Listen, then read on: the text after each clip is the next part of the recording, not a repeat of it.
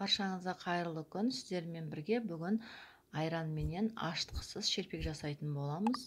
Ол үшін бізге айран, артынан соданы саламыз. Айранға соданы салғанда кішкене реакция беруі мүмкін, ештеңке етпейді. Бұл жерде менде айран бөлме температурасында болуы қажет.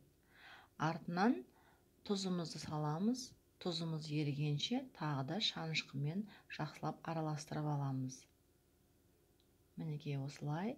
Енді артынан құмшекер саламыз. Құмшекеріміз бен тұзымыз жақсылап араласып кету үшін, еріп араласу үшін жақсылап осылай шанышқымен араластырамыз.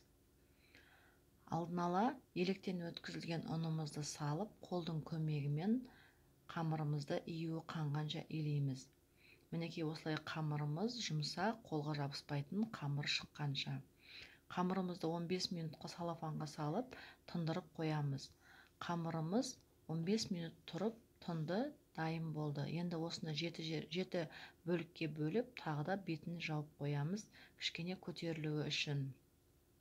Енді қамырымызды жаюға кірісеміз. Оқтаудың көмегімен қамырымыз не жұқа, не қалың болмай, орташа қалыңдықта болу керек. Себебі жұқа болса, қамырымыз қытырла қатты болып қалады. Алдын ала табамызға май құйып қыздырып қоямыз да шелпегімізді салып пісіріп аламыз. Мен бұл жерде шелпектің көріп тұрғандағыңыздай ортасын пышақпен 2 тілім тілдім. Себебі қамырым қатты көтеріліп кетпеу үшін. Осылай шелпектің асты үсті қызарғанша пісіріп аламыз. Сіз де жасап көріңіздер. Мені жоғалтып алмау үшін жоғарыдағы қоңырау белгісін басуды ұмытпаңыздар. Барлықтарыңызға сәттілік тілеймін.